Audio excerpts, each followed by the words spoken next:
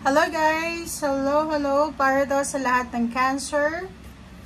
Cancer, welcome dito sa aking channel, Kapalaran 888. Welcome guys. Okay, so first two cards para sa'yo.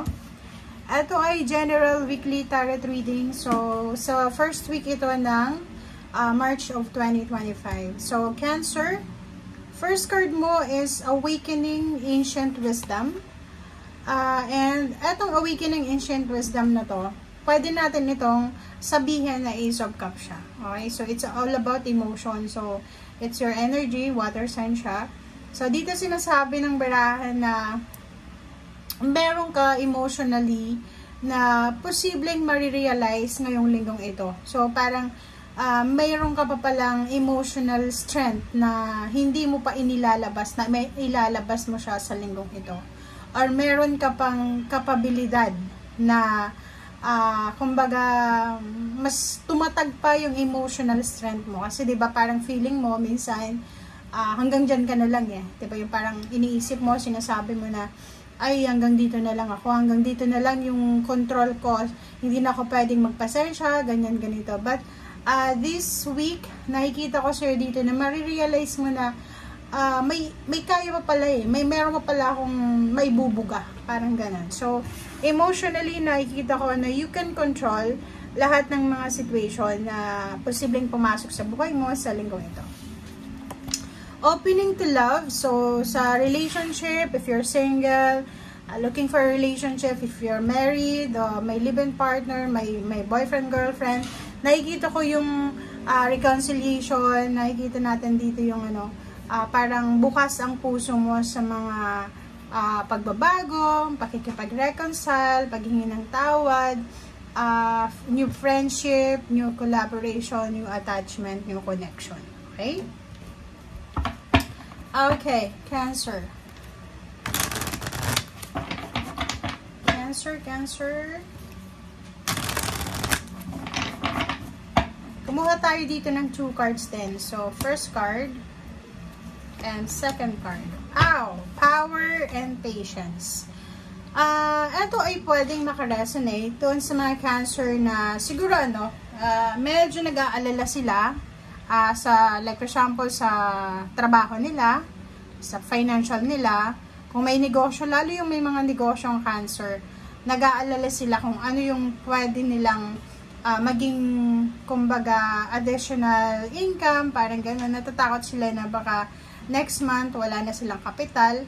Or lalo sa business ito,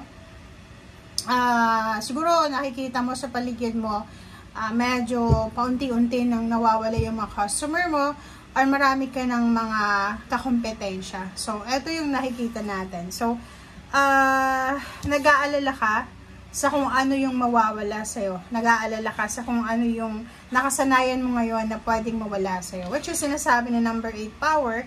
Huwag kang mag-alala kasi yun nga, this week, marirealize mo or kumbaga, papasok sa isip mo na you are powerful. You are powerful. You have everything na kailangan mo. You have everything na need mo sa ngayon.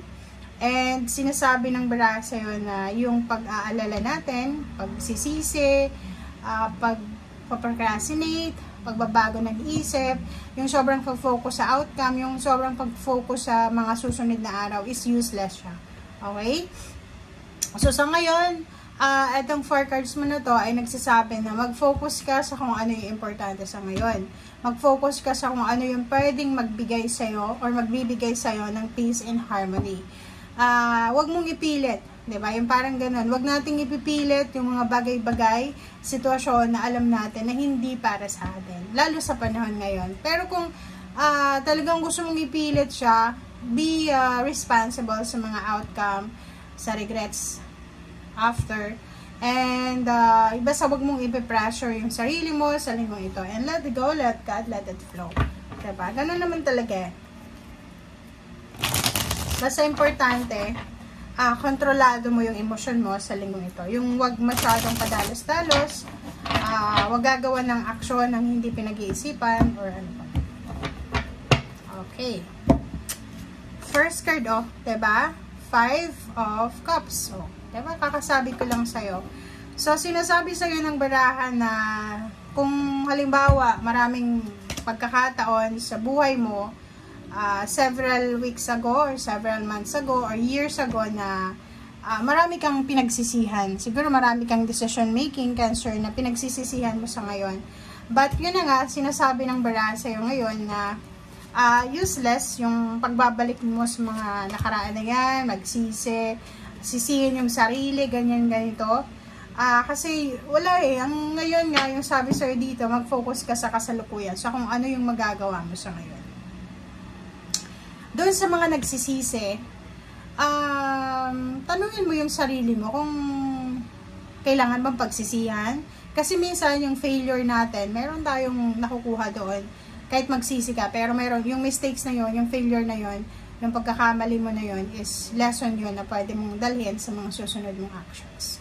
Okay, Wheel of Fortune, Knight of Pentacles. So, congratulations doon sa mga Cancer na posibleng makakatanggap kayo ng financial offer, new job offer, new connection, new collaboration, new friendship. Basta may tao dito is either Earth signs, Virgo, Capricorn, or Taurus, or kahit anong zodiac signs na pwedeng lumapit sa'yo, or pwedeng lapitan mo na pwedeng makatulong sa'yo para mabago yung takbo ng financial and emotional fortune. Okay? So, yun. So, wag ka nang magsisi, wag ka nang mag-focus yan sa wala. Focus ka sa paparating sa'yo. So, Knight of Swords, isang napakabilis, napaka-sudden, immediate balita, good news, information, communication, ang posibleng darating sa'yo na yun, pwede mong pagkakitaan. It's from fire sign, DUR, Sagittarius, or from your energy, water sign, Pisces, Scorpion, Cancer, or earth sign. So, basta nakikita natin dito guys na yung sisimula sa buhay mo or yung darating sa buhay mo na posibleng, like for example, mga offers, even friendship, or even acquaintances na pwedeng magkita ulit kayo, ay pwede siyang makatulong sa'yo para mismo sa improvement ng sarili mo. Etong The Empress na to, hindi lang naman siya new beginning sa, like for example, bagong trabaho, bagong relationship. Pwede rin siyang halimbawa yung na-met mo yung nagkita kayo ng kaibigan mo sa isang supermarket, tapos nagkakamustahan kayo. Pwede kayong mag-share together ng mga regimen nyo, health regimen. Uy, alam mo, may ganito, may alam ba kung vitamins na pwedeng ganyan. So, eto yun sa The Empress. So, nakikita ko sir dito, marami kang fresh new ideas or fresh new plans para sa future. So, Queen of Wands, sinasabi ng baraha, you are free naman, diba? Walang pumipigil sa atin kung gusto natin ng pagbabago sa buhay natin. Dito sa Knight of Swords, since immediate siya, so, may magbabago sa buhay mo na posibleng mabilis siya. And, yun, accept na lang kasi yun yung sinasabi, opening to love. Open ka naman sa linggo ito para sa mga changes. Okay? So, kung ano man tong darating sa'yo sa linggong ito, it's a news about freedom. It's a news about free will, diba? Yung parang magagawa mo yung mga bagay-bagay na gusto mong magawa without thinking na, ay, baka maapektuhan yung magulang ko, kapatid ko, ganyan. So, basta para to sa'yo. So, kung ano man ang desisyon na gagawin mo, it's up to you na yan. Okay? Basta yung pinaka-message lang sa'yo ng bara, huwag kang masyadong mag-expect sa future. Yung parang halimbawa, first day mo pa lang sa job mo, tapos ini-expect mo na 1 year from now, meron ka ng 10 million. So, wag ganun. So, be realistic sa mga expectation natin. And, sinasabi ng bara sa'yo dito na, since naman, kailangan mong, diba, ng improvement sa buhay mo, siguro lahat ng gustong pumasok sa buhay mo na possibilities and opportunities, ay i-welcome mo talaga. Okay? So, dito sinasabi, wag nating i-close yung doors and windows natin sa mga opportunities. Kasi minsan, sobrang paranoid natin. May paranoia minsan yung iba na, baka iskamin ako nito, baka lukoyin ako nito, baka may masamang balak to sa'yo. So, kahit mabuti yung tawag doon, yung pakisama sa'yo ng tao, since na paranoid ka na, parang yung itataboy mo yung tao doon. So, be careful sa mga papasok sa'yo sa week na to, Be welcoming, be friendly, be open. Okay? So, yun. So, welcome sa inyo dito guys sa aking channel. Nakikita ko sa'yo na medyo aggressive, impulsive ka naman. So, be patient. Okay? Bye!